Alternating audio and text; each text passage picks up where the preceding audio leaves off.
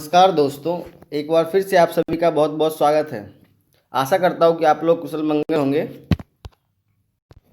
आज हम फिर से एनटीपीसी पे बेस्ड जीके जीएस के इम्पोर्टेंट क्वेश्चन का 5वां लेक्चर लेकर आए हैं। इसमें हम लोग जीके जीएस के 30 इम्पोर्टेंट क्वेश्चंस को डिस्कस करेंगे। तो चलिए हम लोग आज के वीडियो को बिना ज़्यादा बकैती किए हुए शुरू करते हैं। और रोज़ का वही भाई कि चैनल को सब्सक्राइब करवाओ यार दोस्तों से। तुम लोग तो सब्सक्राइब कर ही चुके होंगे, तो सेल्फिश मत बनो और दोस्तों को भी बताओ और चैनल को सब्सक्राइब करवाओ और बेल आइकन भी प्रेस करवाओ, ताकि वो लोग भी एग्ज़ाम में पास हो सकें। अकेले अकेले पास होने का मत सोचो, ठीक है। तो चलिए हम लोग अपना पहला क्वेश्चन देख लेते हैं। तो हमारा जो फर्स्ट क्वेश्चन है वह है कि भारत में पश्चिमी शिक्षा एवं अंग्रेजी भाषा शुरू करने की वकालत किसने की थी। तो भारत में पश्चिमी शिक्षा और अंग्रेजी भाषा की जो शुरुआत की थी वो किसने की थी। वो थे राजा राम मोहन राय जी। राजा राम मोहन राय जो थे वह भारतीय पुनर्जागरण के अग्रदूत थे और आधुनिक भारत का जनक भी कहा जाता था उनको। वह भारतीय सामाजिक और धार्मिक पुनर्जागरण में उनका विशिष्ट स्थान था। वे ब्रह्म समाज के संस्थापक थे, जैसा कि हम लोग पिछले वीडियो में भी पढ़े थे। और उन्होंने सामाजिक सुधार आंदोलन के वे प्रणेता थे। और बंगाल में जो नव जागरण हुआ था उनके वह क्या थे, पितामह भी थे। तो यही सब कारण था कि वे जो थे अंग्रेजी भाषा और पश्चिमी शिक्षा को भारत में लाना चाहते थे, ताकि हमारा देश क्या हो सके, आगे बढ़ सके, ठीक है। तो हमारा आंसर क्या हो जाएगा, हमारा आंसर हो जाएगा बी, ठीक है। चलिए अगला क्वेश्चन हम लोग देखते हैं।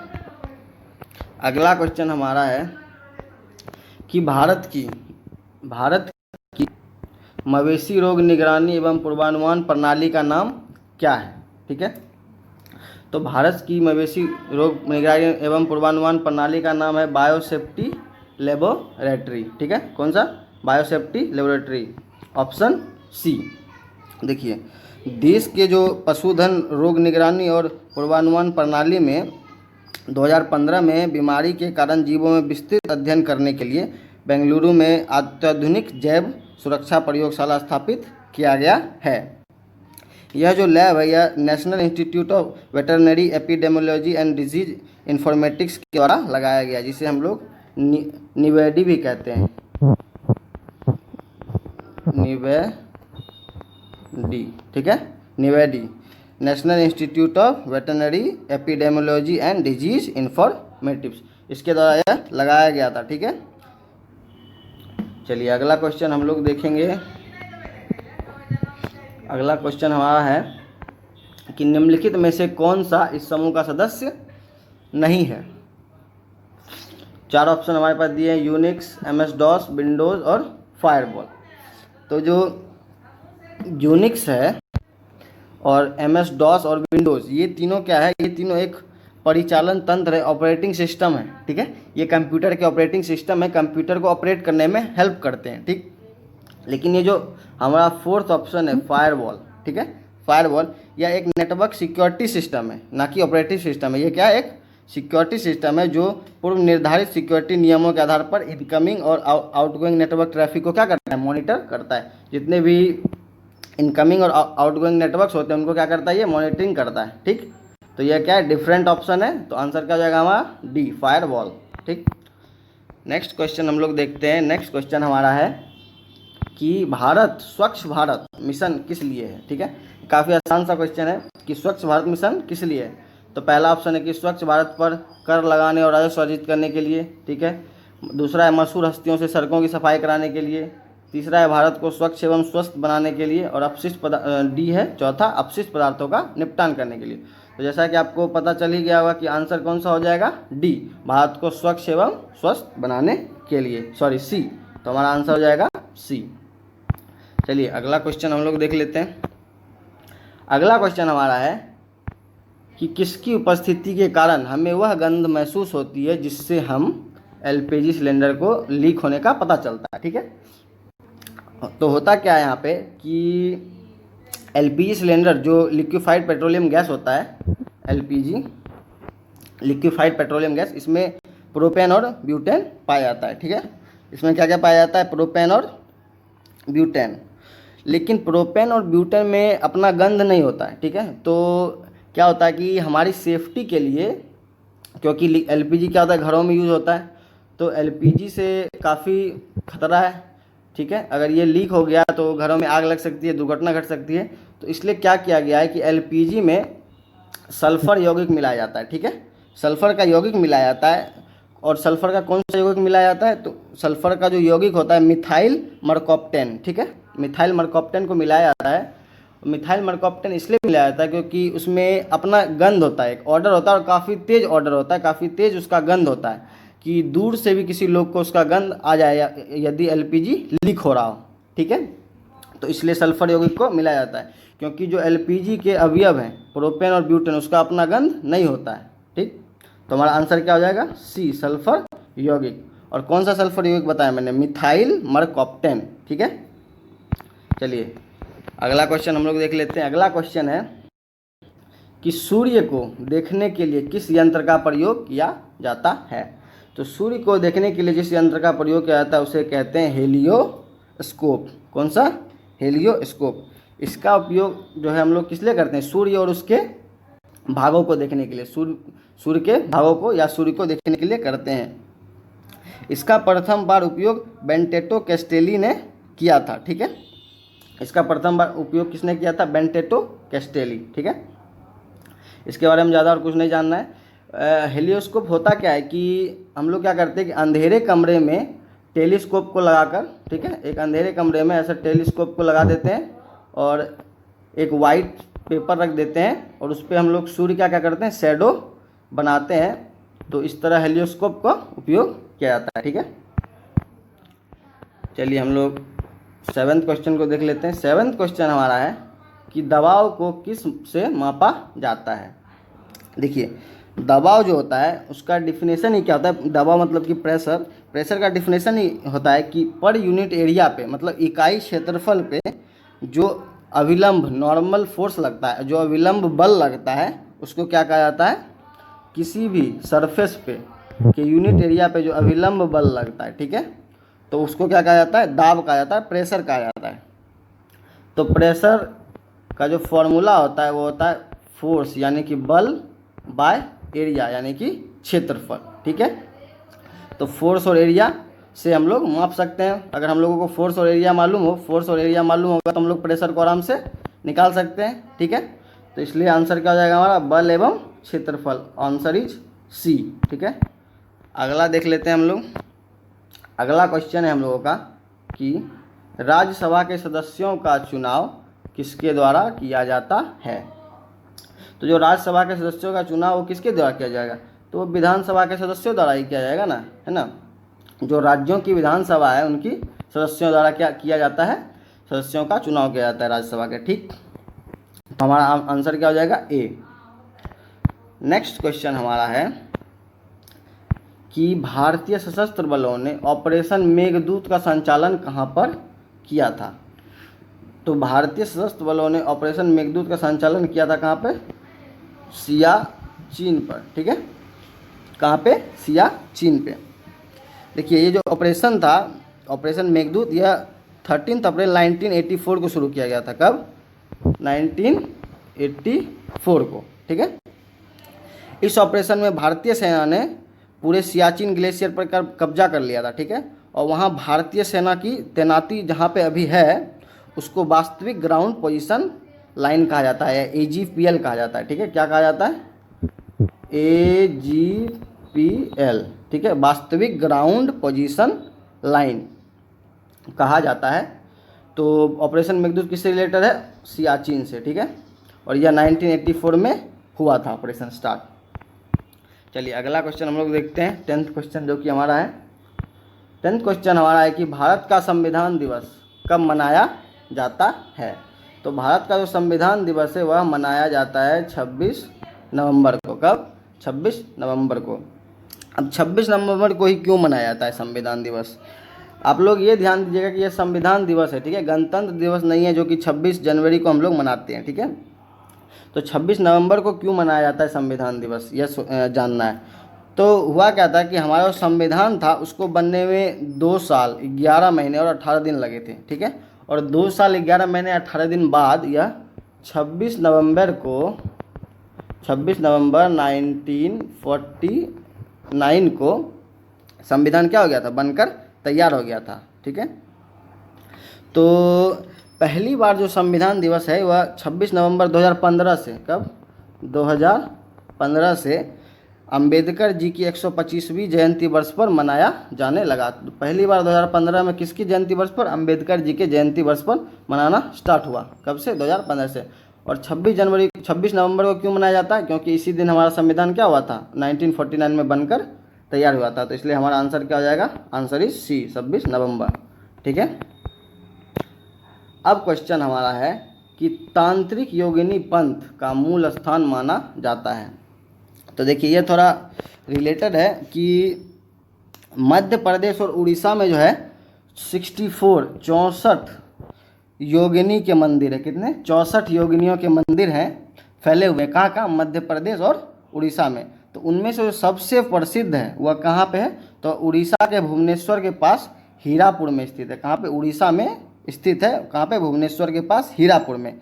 यह हिंदू धर्म के तांत्रिक संप्रदाय से जुड़ा हुआ मंदिर है, ठीक है, जो कि मुख्य रूढ़िवादी ब्राह्मणवादी व्यवस्था के बाहर विकसित हुए हैं, तो उनके लिए है। तो इसलिए आंसर हमारा क्या हो जाए, उड़ीसा, क्योंकि यहीं पे 64 योगिनी तंत्रों में से सबसे इम्पोर्टेंट वाला कहाँ पे, उड़ीसा के हीरापुर में, भुवनेश्वर में। तो हमारा आंसर हो जाएगा सी, उड़ीसा। चलिए अगला क्वेश्चन हम लोग देख लेते हैं। अगला क्वेश्चन हमारा है कि थार का रेगिस्तान कहाँ स्थित है। काफ़ी इजी क्वेश्चन है दोस्तों, कि जो थार का है वो कहाँ पे है रेगिस्तान, वह है राजस्थान में, ठीक है। अब अगर इजी है फिर भी इसके बारे में थोड़ा हम लोग जान लेते हैं कि यह मरुस्थल जो है मुख्यतः राजस्थान में है, परंतु इसका कुछ भाग हरियाणा, पंजाब, गुजरात, पाकिस्तान के सिंध और पंजाब प्रांतों में भी फैला हुआ है। कुछ भाग इसका पाकिस्तान में और पाकिस्तान के सिंध में और पंजाब में भी है, और कुछ एरिया हमारे इंडिया के हरियाणा, पंजाब और गुजरात में भी फैला हुआ है। यह जो मरुस्थल है यह अरावली पर्वत श्रेणी, जो कि राजस्थान में अरावली पर्वत श्रेणी है, उसके पश्चिमी किनारे पे, किस साइड, पश्चिम साइड में, ठीक है। तो आंसर हमारा कौन सा हो जाएगा, आंसर हो जाएगा बी, राजस्थान। चलिए 13th क्वेश्चन देख लेते हैं। 13th क्वेश्चन हमारा है कि सामान्य आँख के लिए स्पष्ट दृष्टि की न्यूनतम दूरी कितनी होती है। तो सामान्य आँख के लिए जो हमें देखने की ज़रूरत होती है, जो दूरी होती है, वो होती है 25 सेंटीमीटर। कितनी, 25 सेंटीमीटर। यदि हम लोग इससे कम दूरी पे किसी वस्तु को रखेंगे तो उसे हम लोग सही से देख नहीं पाएंगे। स्पष्ट दृष्टि के लिए हमें कम से कम कितनी दूरी होनी चाहिए, 25 सेंटीमीटर पे किसी वस्तु को रखा होना चाहिए, ताकि उसको हम लोग सही से देख पाएँ। होता क्या है कि इससे नज़दीक होने पे हमारे रेटिना पे उसका जो प्रतिबिंब है वह सही से नहीं बन पाता है, ठीक है, साफ साफ प्रतिबिंब नहीं बन पाता है, जिसके कारण हम किसी वस्तु को नहीं देख पाते हैं, ठीक है। तो हमारा आंसर क्या हो जाएगा, हमारा आंसर हो जाएगा सी, ठीक है। चलिए अगला क्वेश्चन हम लोग देख लेते हैं। 14th क्वेश्चन जो कि है वह है मोबाइल फ़ोन का उपयोग कर धन हस्तांतरण की प्रक्रिया को कहा जाता है। मोबाइल फ़ोन का उपयोग कर अगर हम लोग धन हस्तांतरण मतलब होता है कि पैसे को एक जगह से दूसरी जगह भेजना, किसके उपयोग से, मोबाइल फ़ोन के उपयोग से, ठीक है। तो मोबाइल फ़ोन के उपयोग से जब हम लोग पैसे को इधर से उधर ट्रांसफ़र करते हैं, हस्तांतरण करते हैं, तो उसे कहा जाता है IMPS। उस प्रक्रिया को क्या कहा जाता है, प्रोसेस को IMPS, ठीक है। तो प्रोसेस को क्या कहा जाता है, IMPS का फुल फॉर्म होता है इमीडिएट पेमेंट सर्विस। जैसा कि आप लोगों को नाम से ही पता चल रहा होगा कि क्या इमीडिएट, ठीक है, इमीडिएट पेमेंट सर्विस। तो इमीडिएट पेमेंट सर्विस मतलब कि इमीडिएट मतलब तुरंत, पेमेंट मतलब तुरंत पेमेंट करना का जो सर्विस होता है उसे हम लोग IMPS कहते हैं। तो इसकी शुरुआत जो सर्वप्रथम की गई थी national payments corporation of India के द्वारा, कब, 2010 में। IMPS की शुरुआत किसके द्वारा की गई थी, national payments corporation of India, ठीक है, 2010 में। और हम लोग अब चलते हैं अपने 15th क्वेश्चन पे। 15th क्वेश्चन हमारा है कि किस में विटामिन डी सबसे ज़्यादा होता है। तो विटामिन डी जो पाया जाता है वह सबसे अधिक पाया जाता है मछली के तेल में, जिसे हम लोग कॉड लिवर ऑयल भी कहते हैं। तो हमारा आंसर हो जाएगा क्या, सी में सबसे अधिक मछली के तेल में विटामिन डी पाया जाता है। नेक्स्ट क्वेश्चन है कि शिमला समझौता 1972 पर किसके द्वारा हस्ताक्षर किया गया था, ठीक है। तो 1972 में जो शिमला समझौता हुआ था उस पर हस्ताक्षर किसके द्वारा किया गया था। सबसे पहले जान लेते हैं कि ये जो शिमला समझौता है यह है क्या, ठीक है। सबसे पहले क्या जान लेंगे हम लोग कि जो शिमला समझौता है वह है क्या। तो 1971 में, कब, 1971 में जो इंडिया और पाकिस्तान का युद्ध चल रहा था, उसके बाद 1971 के युद्ध के बाद 1972 में भारत के शिमला में एक समझौता हुआ, एक संधि हुई। उसी संधि को शिमला समझौता के नाम से जाना जाता है। इसमें भारत की तरफ से इंदिरा गांधी, ठीक है, और पाकिस्तान की तरफ से ZA भुट्टो जी शामिल थे। ZA भुट्टो जी का पूरा नाम है जुल्फ़िकार अली भुट्टो, ठीक है, जुल्फ़िकार अली भुट्टो। जो कि ये जो ZA भुट्टो थे, जुल्फ़िकार अली भुट्टो, ये उस टाइम के तत्कालीन जो थे पाकिस्तान के कौन थे, PM थे, और इंदिरा गांधी इंडिया की PM थे उस टाइम, ठीक है। इन दोनों में संधि हुई थी, कहाँ पे, शिमला में, हिमाचल प्रदेश में, इसी भारत पाक युद्ध के बाद, ठीक है। तो हमारा आंसर क्या हो जाएगा, आंसर इज B। चलिए अगले पे चलते हैं हम लोग 17th क्वेश्चन पे। 17th क्वेश्चन हमारा है कि ऑन्कोलॉजी किस बीमारी के उपचार से जुड़ा है, ठीक है। तो जो ऑन्कोलॉजी है वह जुड़ा है कैंसर से, ठीक है। ऑन्कोलॉजी में हम लोग कैंसर के इलाज के बारे में, उसकी रोकथाम के बारे में, उसके लक्षणों के बारे में, मतलब कैंसर के बारे में अगर हम लोगों को टोटल जानना है तो हम लोगों को ऑन्कोलॉजी जानना होगा। यह कैंसर के बारे में पढ़ने का, कैंसर से जुड़ा हुआ यह अध्ययन है, ठीक है, ऑन्कोलॉजी। तो आंसर हमारा क्या हो जाएगा, C, कैंसर, ठीक। 18th हमारा क्वेश्चन है कि जम्मू कश्मीर सरकार की ग्रीष्मकालीन राजधानी कहाँ है। तो जम्मू कश्मीर की जो ग्रीष्मकालीन राजधानी है वह है श्रीनगर, ठीक है, और शीतकालीन राजधानी जो होती है वह होती है जम्मू कश्मीर, ठीक है। तो हमारा आंसर क्या हो जाएगा, answer is B, Srinagar. 19th question हमारा है कि महात्मा गांधी द्वारा भारत छोड़ो आंदोलन किस वर्ष शुरू किया गया था। तो महात्मा गांधी द्वारा जो भारत छोड़ो आंदोलन है वह शुरू किया गया था 1942 को। मेनली हुआ क्या था कि भारत छोड़ो आंदोलन जो है वह सेकेंड वर्ल्ड वॉर के टाइम पे 1 अगस्त 1942, सेकेंड वर्ल्ड वॉर के टाइम पे कब, 1 अगस्त 1942 को आरंभ किया गया था। इस आंदोलन का लक्ष्य था भारत से ब्रिटिश साम्राज्य को समाप्त करना। यह आंदोलन महात्मा गांधी द्वारा अखिल भारतीय कांग्रेस समिति के मुंबई अधिवेशन में शुरू किया गया था, ठीक है। कहाँ पे, मुंबई अधिवेशन में, अखिल भारतीय कांग्रेस का जो मुंबई अधिवेशन था वहाँ पे यह शुरू 1942 में 1 अगस्त को किया गया था। तो हमारा आंसर हो जाएगा B, 1942। चलिए हम लोग चलते हैं अब 20th क्वेश्चन हमारा जो है कि भारतीय स्वतंत्रता संग्राम के दौरान समाचार पत्र यंग इंडिया को किसके द्वारा प्रकाशित किया गया था। यह क्वेश्चन भी जानना पहचाना है कि जो यंग इंडिया है वह एक समाचार पत्र था, जो कि एक साप्ताहिक समाचार पत्र था। सप्ताह में एक बार इसका प्रकाशन होता था, और इसका प्रकाशन कौन करते थे, इसका प्रकाशन करते थे महात्मा गांधी जी, ठीक है। इसका प्रकाशन कौन करते थे, महात्मा गांधी जी। महात्मा गांधी जी ने इसका प्रकाशन कब किया था, पहली बार इसकी शुरुआत महात्मा गांधी जी ने 1919 ईस्वी में की थी। यह जो है अंग्रेजी भाषा का एक समाचार पत्र था, ठीक है। तो हमारा आंसर क्या हो जाएगा, C। चलते हैं हम लोग 21st क्वेश्चन जो हमारा है कि IP एड्रेस का अभिप्राय क्या है, ठीक है। IP एड्रेस का अभिप्राय क्या है। तो सबसे पहले हम लोग जान लेते हैं कि IP एड्रेस का फुल फॉर्म क्या होता है।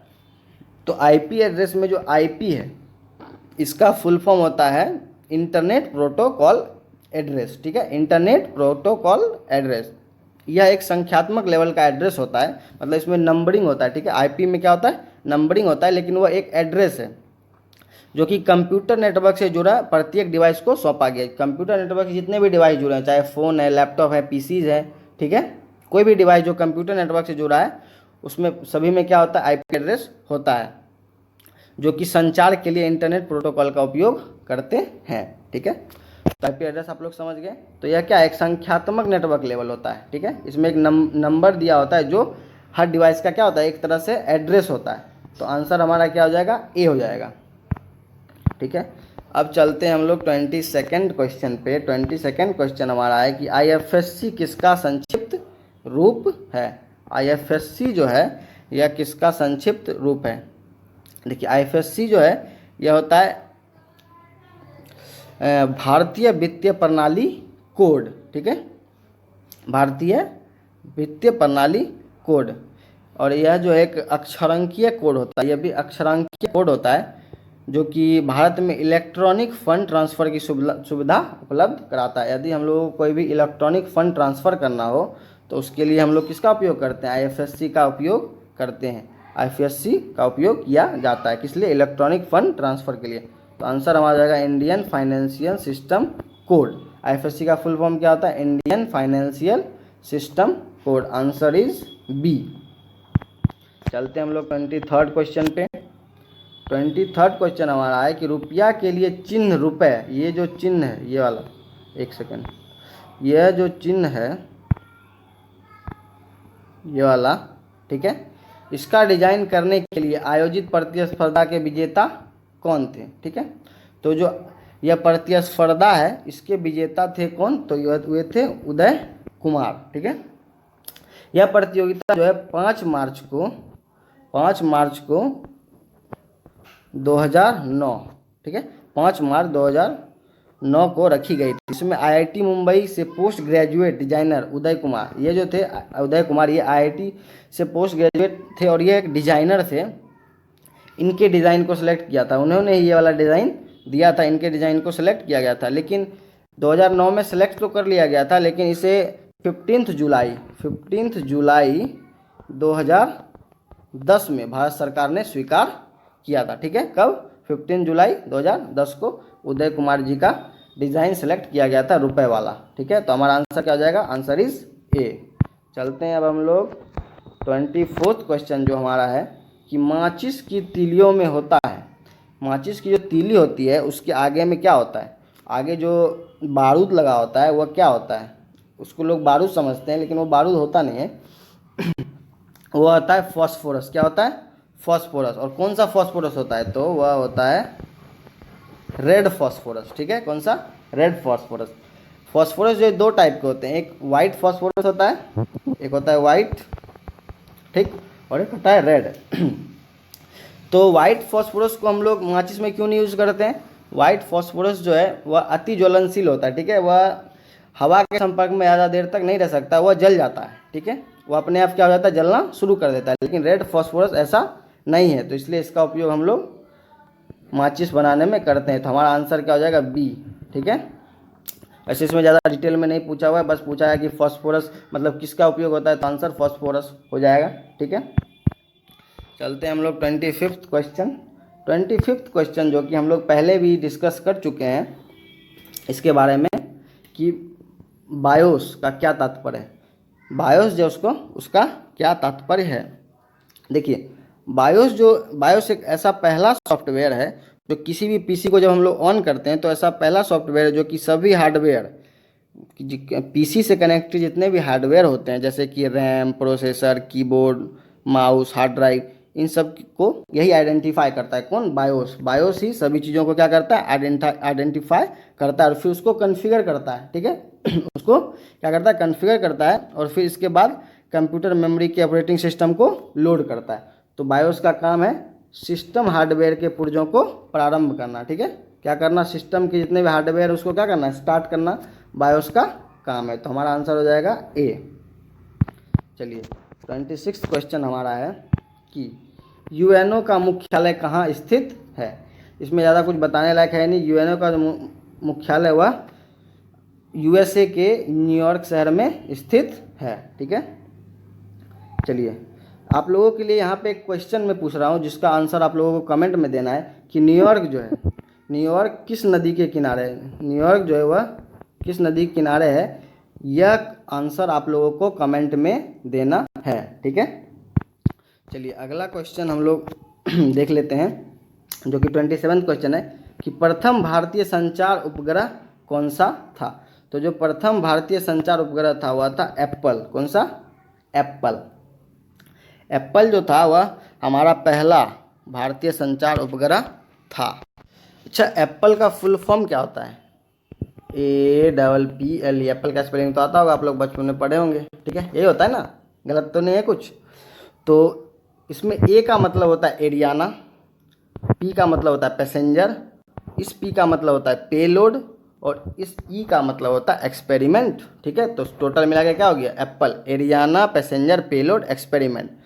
यह क्या था? ये एप्पल जो एक परीक्षणात्मक संचार उपग्रह था। ठीक है, जिसे 19 जून, इसे जो है 19 जून कब? 1981। ठीक है, सॉरी 1981 को फ्रेंच गुयाना से, फ्रेंच गुयाना के कोरू से इसे लॉन्च किया गया था। ठीक है, फ्रेंच गुयाना के कोरू से, ठीक है, इसको लॉन्च किया गया था। और इसको लॉन्च करने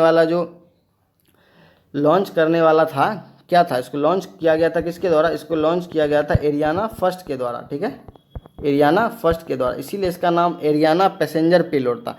कि यह क्या था? एरियाना का पैसेंजर था, एरियाना इसको लेके जा रहा था, इसलिए इसका नाम क्या था? Ariana passenger payload experiment.